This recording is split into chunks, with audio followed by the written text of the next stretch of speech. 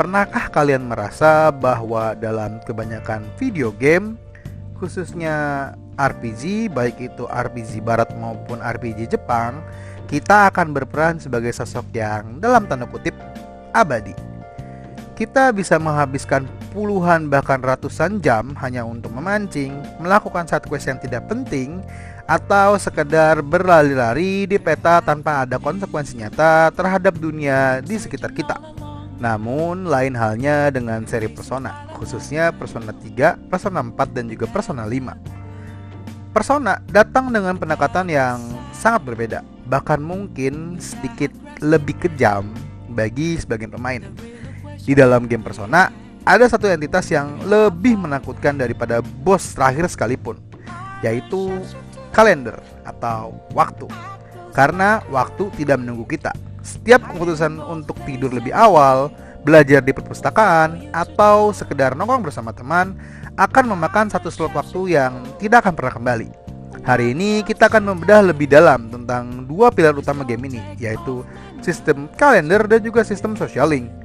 Kita akan melihat bagaimana kedua mekanik ini sebenarnya adalah sebuah simulasi eksistensial tentang bagaimana seharusnya kita menghargai sebuah kehidupan. Hai, nama gue Alvin dan selamat datang di Tekan Kotak. Mari kita mulai dengan sistem kalender. Secara teknis, ini hanyalah sebuah limitasi atau batasan yang disematkan oleh Atlus dalam game Persona untuk membatasi gerakan kita sebagai seorang player. Namun, secara filosofis, kalender adalah representasi langsung dari konsep memento mori itu sendiri. Ingatlah bahwa kamu akan mati, atau dalam konteks ini, ingatlah bahwa waktumu terbatas. Dalam game Persona, kalender memaksa kita untuk menghadapi apa yang disebut dalam ekonomi sebagai opportunity cost atau biaya peluang. Ketika kita memilih untuk meningkatkan atribut knowledge agar lulus ujian, kita secara sadar mengorbankan kesempatan kita untuk mempererat hubungan dengan karakter lain. Ini menciptakan ketegangan yang konstan. Game ini tidak membiarkan kita menjadi segalanya dalam waktu yang singkat. Selain itu, perubahan musim di dalam kalender bukan sekedar pemanis visual.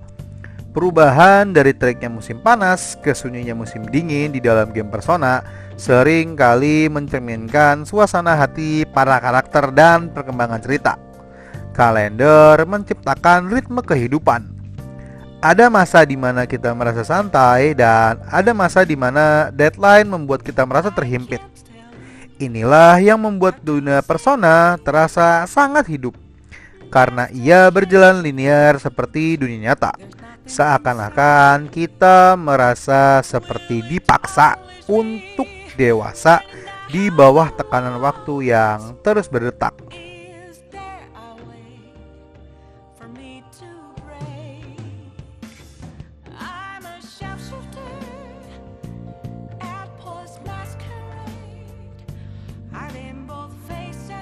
Sekarang mari kita bicarakan tentang jantung emosional dari game Persona, yaitu sistem social link atau di Persona 5 biasa disebut sistem confident. Banyak orang mengira ini hanyalah elemen dating sim tambahan. Namun, jika kita teliti lebih dalam, sistem ini adalah implementasi luar biasa dari teori psikologi Carl Jung. Setiap social link diwakili oleh arkana major dari kartu tarot. Setiap karakter yang kita temui bukanlah sekedar NPC atau non-playable karakter yang memberikan misi. Mereka adalah representasi dari berbagai aspek archetype manusia. Misalnya, Arkana The Hangman yang sering membahas tentang pengorbanan dan perspektif baru, atau The Tower yang melambangkan keruntuhan ego dan perubahan mendadak. Menariknya, protagonis dalam Persona sering kali digambarkan sebagai bejana kosong atau mewakili kartu The Fool. Kartu The Fool sendiri dalam Arkana dilambangkan dengan nomor 0 yang berarti awal yang baru atau potensi tak terbatas. Kartu ini sering mewakili Wild Card. Wild Card merupakan sebuah kemampuan protagonis untuk menggunakan berbagai macam persona. yang menandakan kebebasan, keberanian mengambil resiko, dan ikatan sosial yang berkembang dari nol. Kekuatan kita untuk memanggil berbagai persona muncul dari kualitas hubungan kita dengan orang lain. Ini merupakan pesan moral yang sangat kuat bahwa identitas kita bukanlah sesuatu yang kita bangun sendirian di dalam suatu goa, melainkan kita memahami siapa diri kita justru melalui interaksi, konflik, dan empati dengan orang lain. Saat kita membantu seorang teman melewati trauma mereka, kita sebenarnya sedang memperkuat jiwa kita sendiri. Di dalam persona, empati secara harfiah dikonversi menjadi kekuatan tempur. Semakin kita memahami manusia, semakin kuat diri kita. Tanda tanya besarnya adalah kenapa kedua sistem ini harus digabungkan? Kenapa tidak dipisahkan saja dan berjalan secara masing-masing di game yang berbeda? Jawabannya adalah karena sinergi di antara keduanya menciptakan sebuah narasi yang bermakna. Kalender memberikan sebuah urgensi, sedangkan social link memberikan kita sebuah tujuan. Tanpa sistem kalender, social link akan terasa hambar karena tidak ada batas waktu. Kita punya waktu selamanya untuk menyelesaikannya, dan juga sebaliknya. Tanpa social link, kalender hanyalah sekumpulan angka yang sangat membosankan. Perpaduan ini meniru struktur kehidupan manusia yang sebenarnya. Kita bekerja, kita bersosialisasi, dan kita berjuang di bawah batasan waktu. Game ini mengajarkan kita tentang prioritas. Ia mengajarkan kita bahwa tidak masalah jika kita tidak bisa menyenangkan semua orang, asalkan kita menghargai setiap detik yang kita habiskan bersama orang yang berarti untuk kita. Inilah yang menjadi alasan mengapa banyak pemain yang seringkali merasa sangat sedih atau bahkan merasakan sakit hati saat mencapai akhir dari sebuah kalender di game Persona. Rasa sedih itu muncul bukan karena gamenya yang akan tamat. Rasa sedih itu muncul bukan karena game yang selesai, bukan karena kita kehilangan game yang bisa kita mainkan, tapi karena kita telah merasa benar-benar telah menjalani hidup selama 1 tahun di game tersebut. Kita merasa kehilangan teman-teman yang sudah kita bangun hubungannya melalui sistem social link.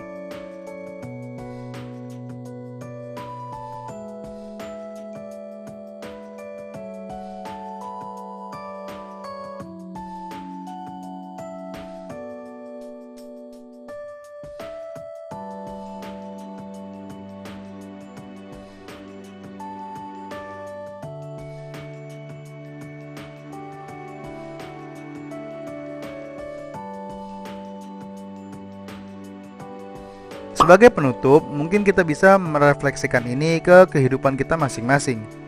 Kita semua memiliki kalender yang terus berjalan, dan kita semua memiliki orang-orang di sekitar yang bisa menjadi social link kita. Apakah kita sudah meluangkan waktu untuk mereka, atau kita terlalu sibuk grinding hal-hal materi hingga lupa membangun koneksi manusiawi? Persona mengingatkan kita bahwa kekuatan sejati bukan berasal dari senjata yang paling hebat, melainkan dari kedalaman hubungan yang kita miliki dan bagaimana kita memanfaatkan waktu yang singkat ini dengan penuh kesadaran. Jadi setelah video ini selesai, mungkin ada baiknya kalian menghubungi salah satu teman lama atau keluarga kalian, karena di dunia nyata tidak ada tombol New Game Plus untuk waktu yang sudah terbuang. Kalau menurut kalian, siapa karakter social link yang paling membekas di hati kalian? Tulis pendapat kalian di kolom komentar di bawah ya.